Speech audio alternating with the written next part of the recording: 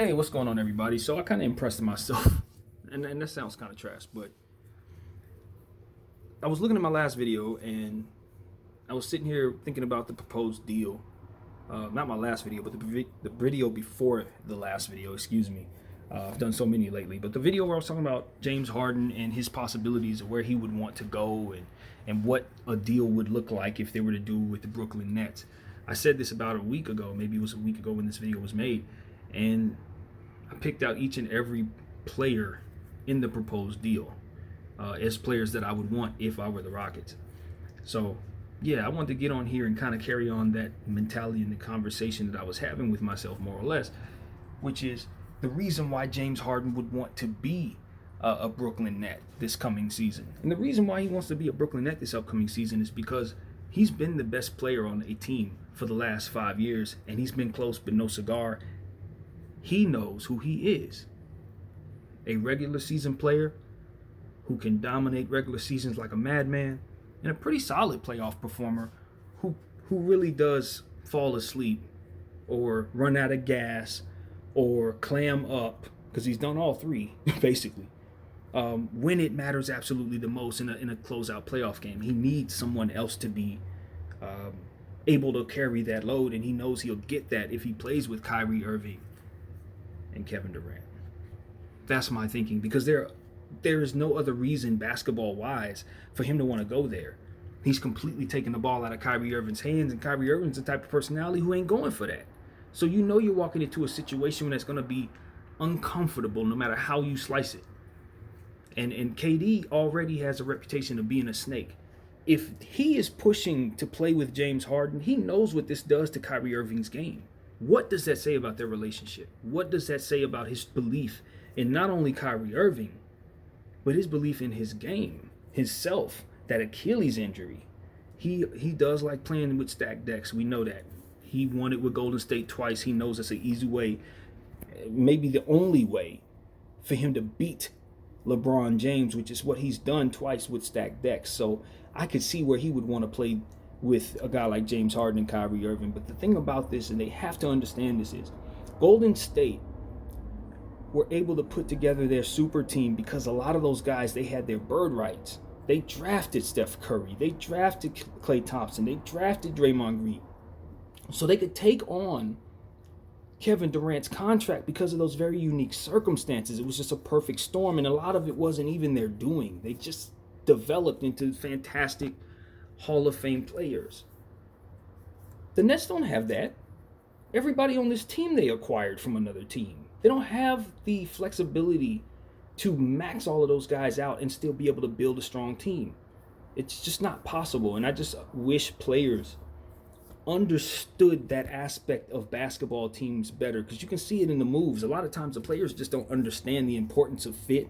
They don't understand the cap themselves. They don't really focus on this kind of stuff because they're too busy playing basketball. And it's like, there are things players would be wise to know that'll help their careers take a better path.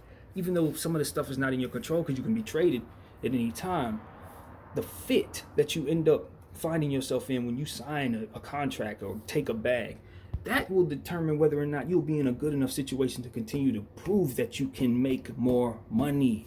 And that's what these players need to understand.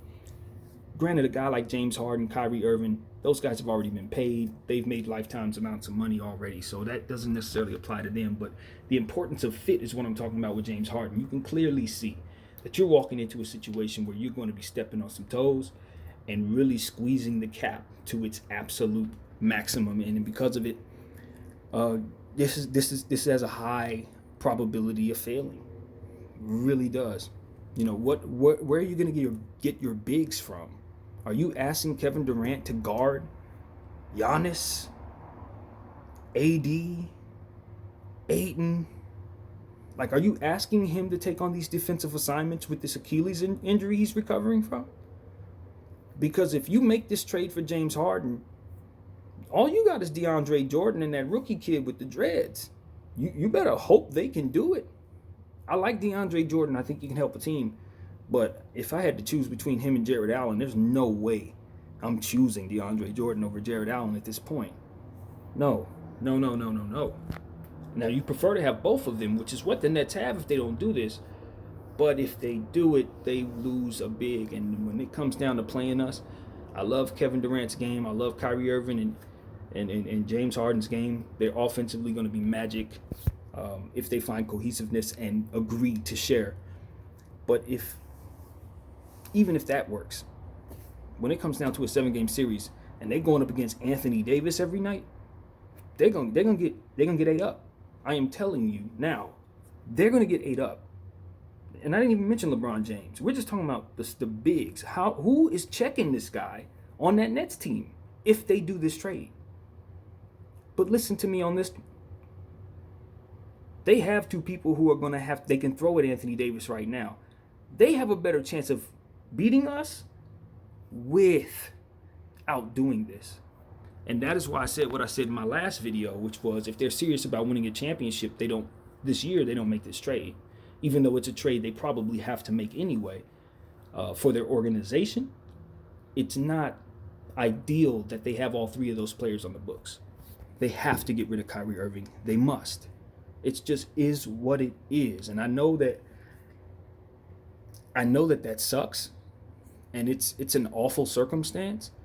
But if James Harden says he wants to be somewhere, players aside, they have a responsibility to bring him there. That's the type of talent he is. You have an obligation as a GM to acquire that player if you have that opportunity. It could be the difference between getting a job ever again and being known as one of the great GMs. You have to do this. That's the problem with the situation that they're in. So I think the more I think about this deal, the more I think it's going to happen. But what's going on now is that the Houston Rockets are probably seeing the same thing that I'm seeing, and they're asking for Kyrie Irving right now. And the problem is, I don't think you can trade him right now. I think you have to let that play out because all three players want to play with one another in theory, or at least James Harden believes he's coming on to play with Kyrie Irving. You know, it's still a optimistic type of phase that they're in right now as players where they really don't believe that this is not going to work, because if they did, they would never push for this. So they think it's going to work, but it's like, nah. Those of us who watch enough basketball from afar, who are not really involved, who just see how things play out from a macro perspective, know that this is not going to work. It's just not going to work. The only way this works is if teams fall apart around them. Like the landscape has to get significantly weaker in order for them to be able to win a championship if they make this trade. And it's just it's going to be simply because they don't have enough talent in key positions to compete with the players that they're going to have to defeat. The Jokic, like the Nuggets are going to destroy them. Bam Adebayo is going to have a good time playing that Nets team, even though they probably beat those teams with the type of talent that they have. Whatever bigs that they fill in are going to get worn down, and when they get to the finals, they're going to run into a big. Joel Embiid, like it's just Karl Anthony Towns. You don't know what team is going to break out, but you can definitely be sure they'll probably have a big. So, nah, you can't have three players eating up your cap, and only one of them is Kevin Durant, which is a big. You just no, not with him coming off an Achilles, especially not. So this is really tricky, man. This is really tricky. If I'm the Nets, this is what I do, and I said this yesterday. I make the trade. I give that team 1 year to see it not working. Just like James Harden had to see it didn't work in Houston. He will have to see this not work. And they will make the decision for you. The players will make the decision for you. Someone is going to want out. And that will create this flexibility. And best case scenario, it never happens and they actually win. Either way, you make this trade. But you don't let the Rockets take Kyrie Irving. And you don't let the Rockets off the hook either. You make sure that they make this trade. You make sure that they know that you're the only team they can work with in regards to doing this. And that comes from James Harden's camp. And Kevin Durant's camp. Kevin can pull some strings and make sure he pressed the right buttons and make some guys feel like they have to do some things. That's really what it comes down to. You have to try to get this deal done. Period. That's just what the Nets have to do. Um, and I said it was a 50-50 chance it gets done. Maybe you choose just not to do it. Maybe you don't, heed that pressure. But I think most GMs in this league understand what that means. Even under these adverse circumstances, which a lot of people will understand, you still think, man, you have to have that on your resume, that you acquired James Harden in a trade. You have to have that on your resume. That's what it comes down to. Anyway, so yeah, that's what I gotta say. I think more than anything, I'm just curious to see what Kyrie Irving is going to say to all of this. That's who I'm interested in hearing from. Because if he's on board, then there's no problem. But he'll have to understand that it's going to be him that has to make the sacrifice. And in the past, he's never been one to want to do that. So, something's got to give. But it's going to be a humbling experience for him. Because he's never played with a player that's going to play like James Harden.